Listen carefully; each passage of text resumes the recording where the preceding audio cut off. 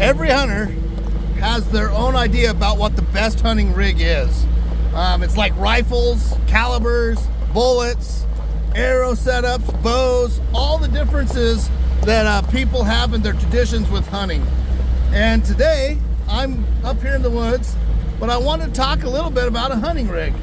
And being that I rolled my old hunting rig, and I'm building another one, I wanted to go over some of the things that I think make this new rig of mine the perfect hunting rig. And we're going to go through and I'm going to show you all the changes I'm making, all the reasons that I'm making those changes, and it's something that I think that you guys will really want to follow along with.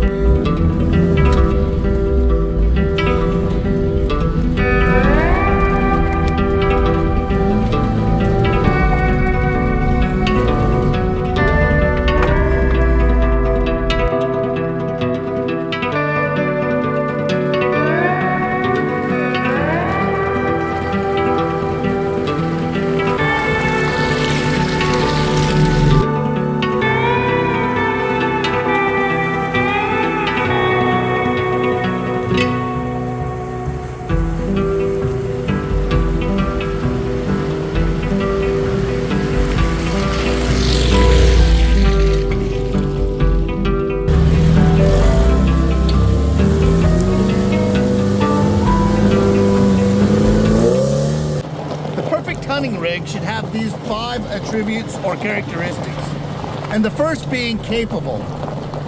There's no rig out there that if you can't get to where you need to go and you can't haul the gear there, that hunting rig is not capable of what you need. So you need to be able to get out there, and you need to be able to haul all the gear out there to get you in the back country, get you in the outback, or wherever you're headed. So that's the first consideration you need to take when you're looking for a hunting rig. The second thing, it should be durable. You should have a hunting rig that can take what you give it. That you're, whatever kind of terrain that you have to go through, you'll have to understand what kind of hunting rig you need. The tires, the difference in shocks, the difference in lifts, those kind of things dictate what you need. And then it's got to be reliable. So durable and reliable are kind of close, but it's got to be able to handle. It's got to be something that is easy to work on in the backcountry, because you will have accidents, things will happen, and also it's got to be reliable. One of the things that I've taken into account is whether I can get parts in some of the small towns that are close to some of the areas I go to. And then the reliability factor of just how it's built, the function and form, who made it, how they made it. So the fourth thing is we've gone over capable, durable, reliable, and the fourth thing is economical. And what I mean by economical is not just buying it up front, but how much is it going to cost you to run, how long are you going to own it, and how much are you going to use it. Those are all the factors of what you need to take into account when you're talking about how affordable it is. And the last thing that I'm going to talk about, and I kind of balk at this one because I drive a Suzuki Samurai, and I think that's one of the perfect hunting rigs for, especially for what I do. But that would be comfortable. And we'll talk about comfort. A lot of people would not put the Suzuki Samurai as a comfort vehicle. But when I talk about comfort, I'll tell you what I mean. We're hunters, we're durable people. We know how to live without comfort all the time. So comfort really to me is being able to get out there and not lose your kidneys, and be able to save yourself, so when you get in the backcountry with your pack and stuff, that you're not going to be worn out. So with those 5 things in mind, let's talk about this perfect rig. And then it's not perfect as it sits, but what I'm going to do to it, and I'm going to bring that series to you to show you what we're doing to create the perfect hunting rig.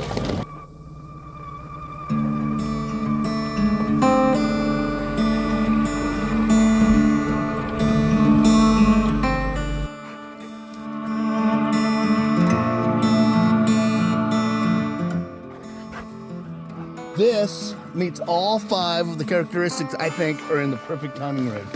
Now, all of the characteristics aren't brought out completely in this thing yet, but they will be. That's what I'm going to be building. So that's kind of why I wanted to start this series, is so you guys can follow along and see what I'm doing, and see if you do something different than what I'm doing, or if you agree with what I'm doing, or maybe you have some pointers. You can leave all these things down in the comments as you watch this video. So it'd really be cool to kind of have an interactive video when it comes to building the perfect hunting rig. You know, hunting is more than pulling a trigger. Hunting rigs are a tradition. We have almost a culture. Us hunters are almost like have our own culture, and hunting rigs are part of that culture. And that's what I'm trying to bring out with what we're doing with the YouTube channel, is we want to bring out that culture. So the first thing is capable. The Suzuki Samurai is one of the most capable rigs right out of the box. When these things came out in the 80s, my brother bought one just right out of the box, brand spanking new, off of the lot. And that little sucker, a lot of people were laughing at it because it only had a 1.3 liter engine in it, and everybody said it's underpowered and all these things.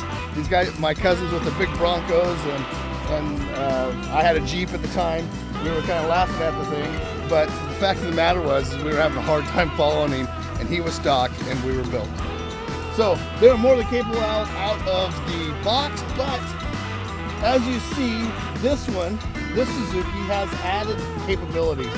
And when I'm talking about capabilities, when I'm talking a hunting rig, there are several different things that I want to talk about. Is first, can it do the job that I want it to do? So the first things first is, can it get to where I want to go? And you see this one, I bought this used, put my engine in it, but it came with an Old Man Emu lift kit on it.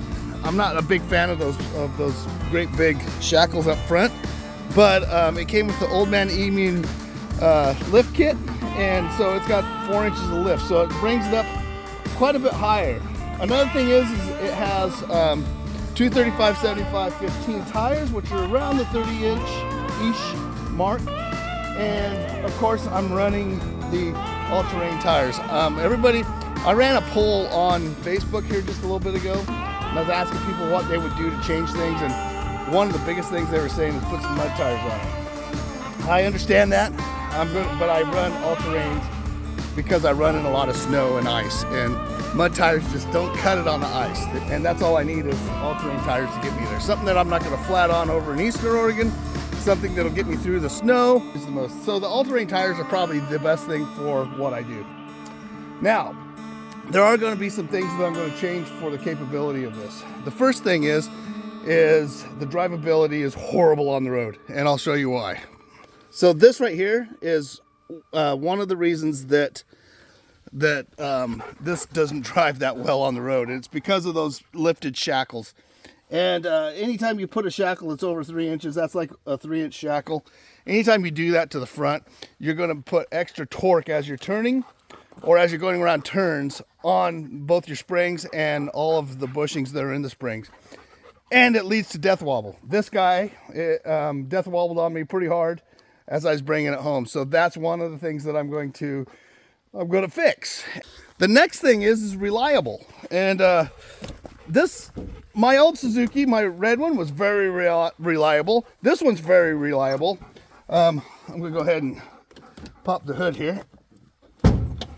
It was very reliable, and I'm going to show you why. And it's just a simple little four-banger, and it's an inline four cylinder. I took this out of the red Suzuki, and I put it. It looks like I got a little bit of an oil leak back here. Took it out of the red Suzuki, threw it in the white one, and it's just super easy to transfer all this stuff over. And I've had nothing but good luck with this rig, with this engine. I'm not sure how many miles I got on it, but I have another engine sitting there that I'm going to rebuild, and it'll be ready to go when this one gives up the go. The next thing is durable. These suckers are durable. I rolled that Suzuki. I rolled my red one, and it still actually is probably drivable. Very much so drivable. It dented at a few places and things like that. But the durability... this is almost a 50-year-old rig, and look how well it still looks. Look, and it's not been babied at all. but look how good this rig still is. It's durable inside and out. If you look, those are 50-year-old seats. That's a 50-year-old dash. Everything in here is pretty close to 50 years old. And yeah, it's a lot of plastic and a lot of those kind of things. When this came out, I remember people laughing at how much plastic was in the Suzukis. But there's a lot of plastic, but it's all put in the right spot and it's all good plastic. Very durable rig. I'm going to do things to make this thing a lot more durable as well as we go down the road. So follow along and keep watching as we go down the road, because there's going to be a lot of cool things that we do to this rig. Okay, the next attribute or quality that I think that this rig holds, and is probably one of the best that this rig holds, if you're going to build a good, solid hunting rig that'll go anywhere, is the value or economy of it. First of all, you got a 1300 cc engine, or 1.3 liter engine. That engine right there, and if you do the same stuff, you can find these headers. Matter of fact, I have an extra set of headers. That carburetor, I think, was $69 is what I paid for it. You can find the whole engine remanufactured kit is $235 for the engine. I rebuilt that transmission for around $250. It's a very economical rig. The lift kits are cheap for them. All of the outside armor, the bumper, everything's cheap when you're talking about working on these rigs. Another thing is your gas is not going to be that expensive.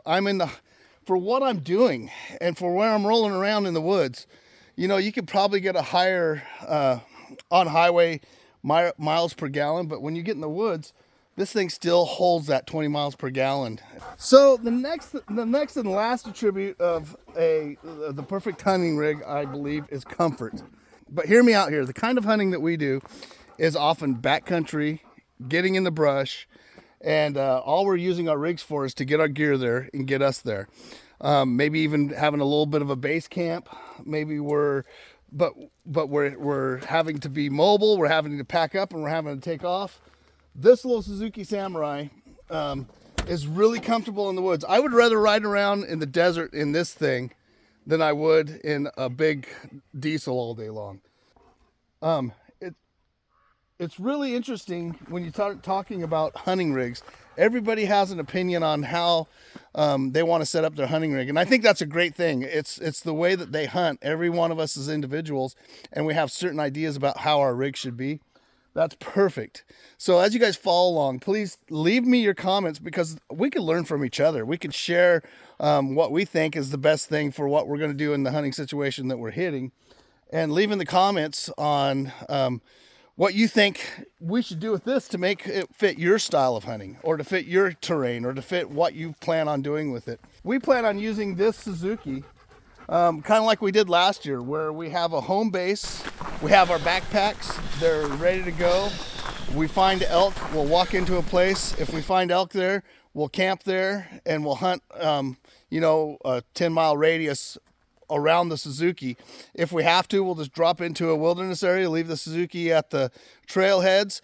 We'll leave a cooler in there full of meat and stuff. So if we've been in the wilderness for like 2 or 3 days, we come back to the Suzuki, we have a nice meal for us. We have more comfortable tents sitting in the Suzuki. We have chairs in the Suzuki, so we can keep things a little bit more comfortable if we come back out of the wilderness, but yet we're still mobile enough to get into the wilderness and go after what we need to go after. It's just one of those ways, I think, with public lands, the way that they're going, and with the amount of people that are hitting this stuff and the way the tags are, staying mobile is like super important.